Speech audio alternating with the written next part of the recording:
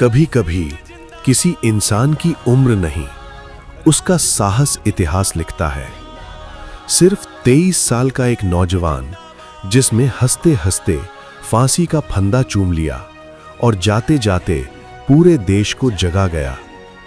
वो नौजवान था शहीद आजम भगत सिंह।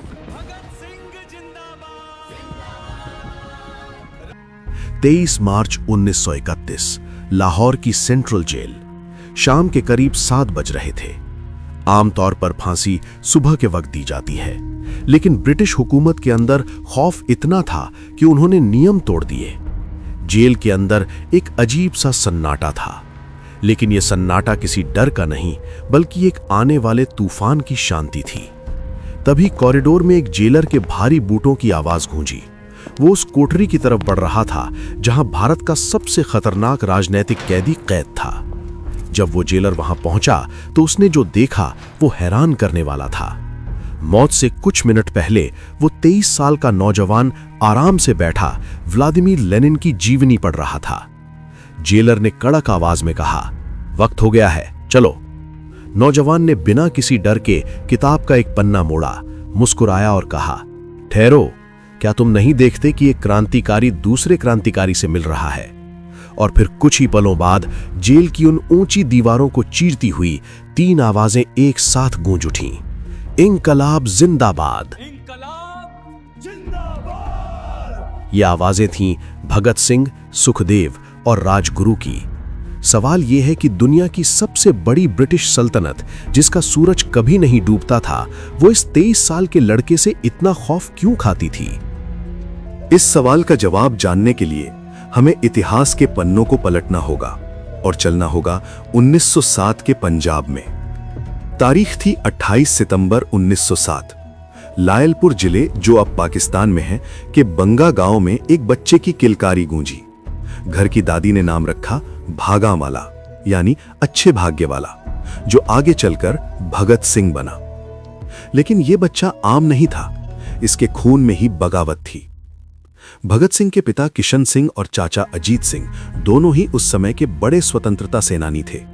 जिस उम्र में बच्चे खिलौनों से खेलते हैं, उस उम्र में भगत सिंह अपने घर में पुलिस के छापे और आजादी की चर्चाएं देखते थे। एक बहुत ही मशहूर और सच्चा किस्सा है। एक बार छोटे भगत सिंह अपने पिता के साथ खेत में गए। पिता जमीन में बीज बो रहे थे। मासूमियत से भरे भगत सिंह ने पूछा, पिताजी, आप मिट्टी में क्या कर रहे हैं? पिता ने मुस्कुराकर कहा, बेटा, मैं बीज बो रहा हूं ताकि कल को बहुत सारी फसल उगे। यह सुनकर उस छोटे से बच्चे की आंखों में एक अजीब सी चमक आ गई। उसने कहा, तो फिर हम खेतों में बंदूकें क्यों नहीं बोते? अगर हम बंदूकें बोएंगे तो बहुत सारी बंदूकें उगेंगी और फिर हम अंग्रेजों को अपने देश से भगा सकेंगे। महज 4-5 साल के बच्चे के मुंह से ये शब्द सुनकर उनके पिता भी हैरान रह गए। ये इस बात का प्रमाण था कि ये बच्चा एक दिन भारत मां की जंजीरें तोड़ने वाला है। साल 1919। भगत सिंह अब 12 साल के हो चुके थे और इसी साल एक ऐसी घटना हुई जिसने भारत के इतिहास को खून से लाल कर दिया। 13 अप्रैल 1919, बैसाखी का दिन। अमृतसर के जलियांवाला बाग में हजारों निहत्थे लोग, औरतें, बच्चे और बुजुर्ग शांति से एक सभा कर रहे थे। तभी वहां जनरल रेजिनाल्ड डायर अपने सैनिकों के साथ पहुंचा। उसने बाग का एकमात्र बाहर जाने का रास्ता बंद कर दिया और बिना किसी चेतावनी के अंधाधुंध गोलियां चलाने का आदेश दे दिया। 10 मिनट, 1650 राउंड गोलियां और चारों तरफ सिर्फ चीख पुकार। उस दिन उस बाग में इंसानियत की हत्या हुई थी। जब ये खबर लाहौर पहुंची तो 12 साल का भगत सिंह स्कूल से सीधे घर नहीं गया। वो ट्रेन पकड़कर अमृतसर पहुंचा। जलियांवाला बाग की दीवारें गोलियों के निशानों से छलनी थीं और वहां की जमीन खून से सनी थी। उस छोटे से बच्चे ने जमीन पर बैठकर उस खून से सनी मिट्टी को अपनी मुट्ठी में उठाया और उसे एक शीशी में भर लिया। घर आकर उसने वो शीशी अपनी बहन को दिखाई और कहा, ये हमारे लोगों का खून है। उस रात भगत सिंह सोए नहीं। उसी रात उस 12 साल के बच्चे ने अपने बचपन को उसी मिट्टी में दफन कर दिया और कसम खाई, मैं इस खून का एक एक कतरा अंग्रेजों से वसूल करूंगा। जैसे जैसे भगत सिंह जवान हुए, उन्हें समझ आ गया था कि आज़ादी सिर्फ भावनाओं से नहीं मिलेगी, इसके लिए एक मजबूत संगठन और हथियारों की जरूरत है। भगत सिंह सिर्फ एक लड़ाके नहीं थे, वो एक बहुत बड़े विचारक थे।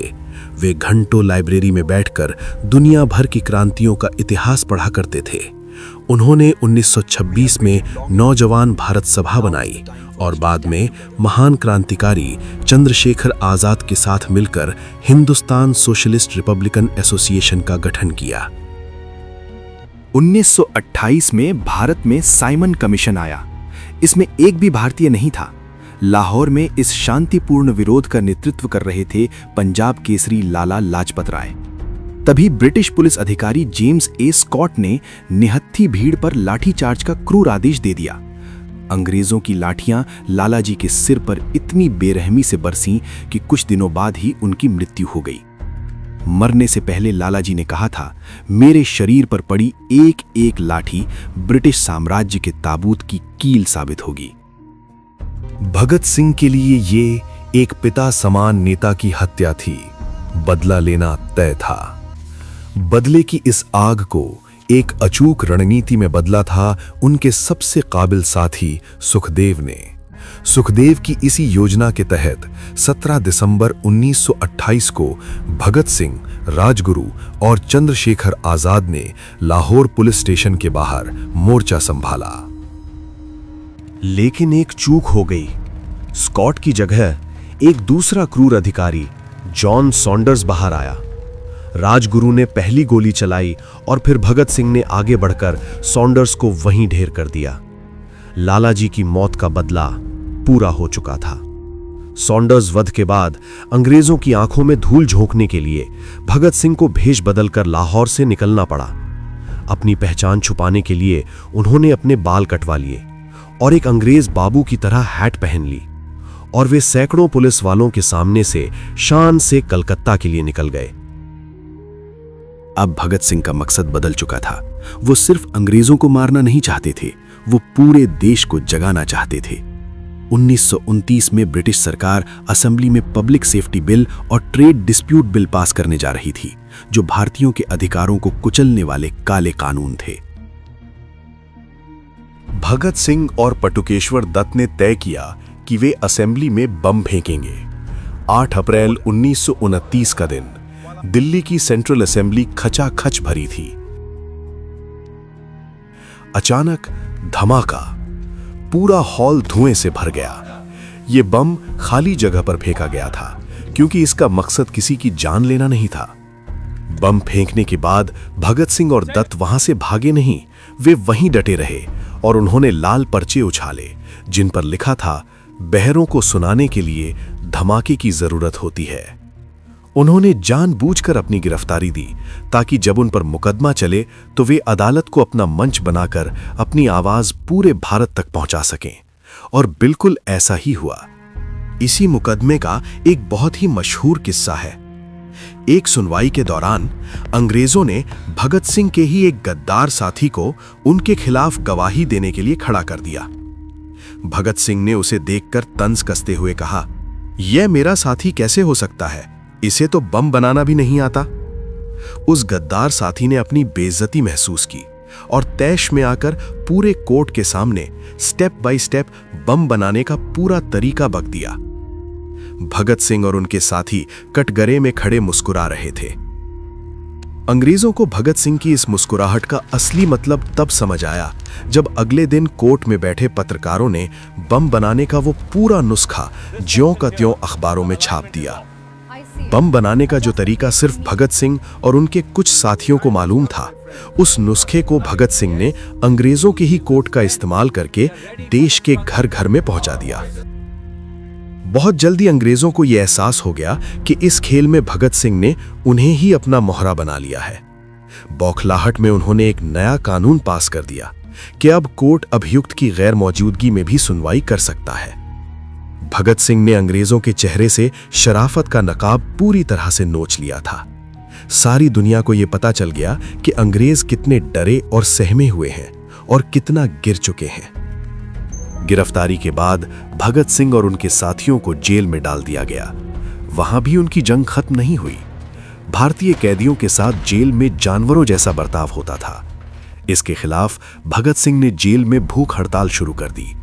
अंग्रेजों ने उन्हें जबरन खाना खिलाने की कोशिश की, उनके दांत तोड़ने की कोशिश की, गले में नलियां डाली गईं, लेकिन उनका इरादा लोहे से भी मजबूत था। ये भूख हड़ताल 116 दिनों तक चली। इस दौरान उनके सबसे करीबी साथी जतिन दास की भूख से शहादत हो गई। पूरा देश रो पड़ा, लेकिन भगत सिंह नहीं झुके। अंततः ब्रिटिश सरकार को हार माननी पड़ी और सैंडर्स वध के तहत भगत सिंह, सुखदेव और राजगुरु को फांसी की सजा सुना दी गई। और फिर आया वो मनहूस दिन, 23 मार्च 1931। मौत सामने खड़ी थी, लेकिन इन तीनों के चेहरों पर खौफ का एक कतरा भी नहीं था। जब ये तीनों अपनी कोठरी से निकले तो वे गा रहे थे, दिल से निकलेगी ना मरकर भी वतन की उल्फत, मेरी मिट्टी से भी खुशबुए वफा आएगी। दिल से निकलेगी ना मरकर भी वतन की उल्फत, मेरी मिट्टी से भी खुशबुए वफा आएगी। उन्होंने फांसी के फंदे को चूमा, अपने हाथों से उसे गले में डाला और इंकलाब जिंदाबाद के गगनभेदी नारों के साथ मातृभूमि के लिए कुर्बान हो गए। अंग्रेजों को उनकी लाशों से भी इतना डर था कि उन्होंने रात के अंधेरे में जेल की पिछली दीवार तोड़ी और सतलज नदी के किनारे हुसैनी वाला में गुपचुप तरीके से उनके शरीर जला दिए। भगत सिंह की उम्र उस समय केवल 23 साल 5 महीने और 23 दिन थी, लेकिन उस छोटी सी उम्र में उन्होंने जो किया वो सदियों तक कोई नहीं कर पाया।